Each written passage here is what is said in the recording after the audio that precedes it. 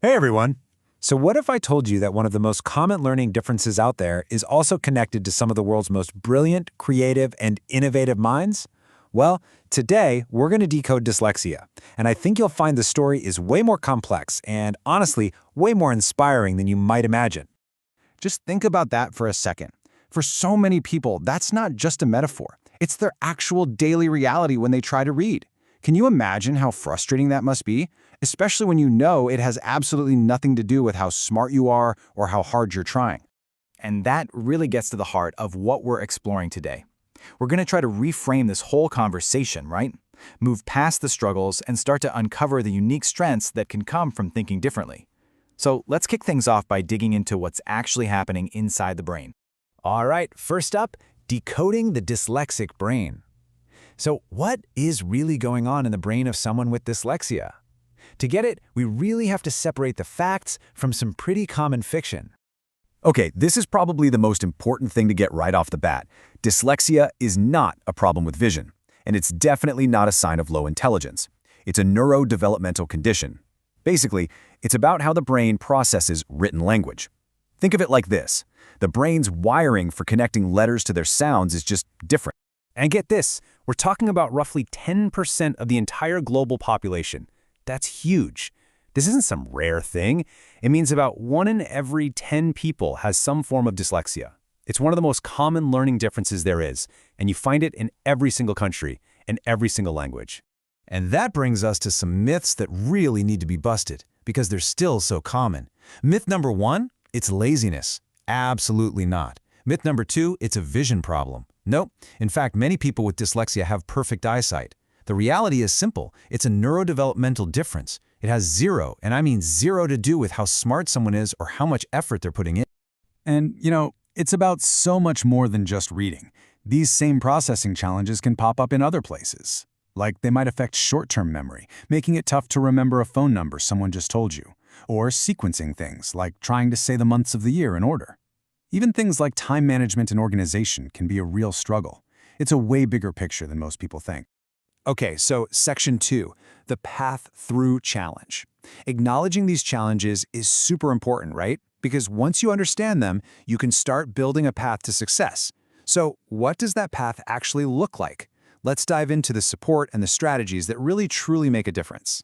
And we really can't talk about the struggles without talking about the emotional side of it. I mean, just imagine you're a kid in a classroom, and you're trying so hard, but you're constantly struggling with something that all your friends seem to get so easily. That's a heavy weight to carry. It can lead to a ton of frustration, anxiety, and just really low self-esteem. But the good news is there's a really clear path forward. It all starts with getting an early diagnosis. That's key. From there, we know that multisensory learning techniques, methods that use sight, sound, and touch all at once, can make a massive difference. You combine that with some amazing assistive technology, and of course, a nurturing environment from family and teachers, and boom, you've got a powerful foundation for success. So what are some of these tools? Well, things like audiobooks, which basically turn reading into listening, or speech-to-text software, which totally removes the barrier of writing.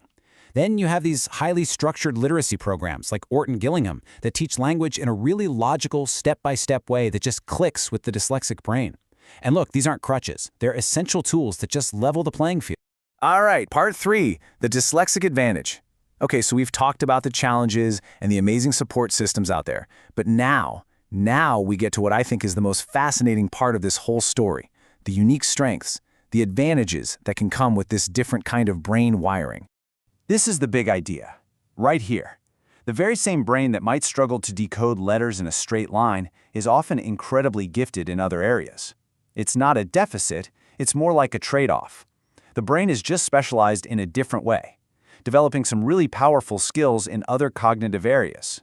So, what are we talking about? Well, for starters, dyslexic minds are often fantastic at big-picture thinking. They can connect ideas that seem totally unrelated to other people. They're often amazing at spatial reasoning, thinking in 3D, and they're natural-born creative problem solvers. I love this saying. They don't just think outside the box. A lot of the time, they don't even see a box to begin with. And if you're looking for proof, look no further than this list. I mean, come on. Albert Einstein, Steven Spielberg, Richard Branson, Agatha Christie. A world-changing scientist, a legendary filmmaker, a game-changing entrepreneur, and one of the best-selling authors in history. The one thing they all have in common? Dyslexia. They used their unique way of seeing the world to literally change the world.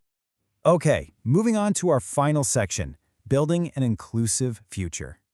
So if we know that dyslexia can come with these incredible strengths, the big question is, how do we build a world that doesn't just help with the challenges, but one that actively looks for and celebrates these advantages? Really, it all comes down to a shift in mindset. It's about moving past just making accommodations, like giving extra time on a test. We need to move towards a genuine appreciation for what neurodiverse minds bring to the table. The goal isn't just tolerance, it's true inclusion.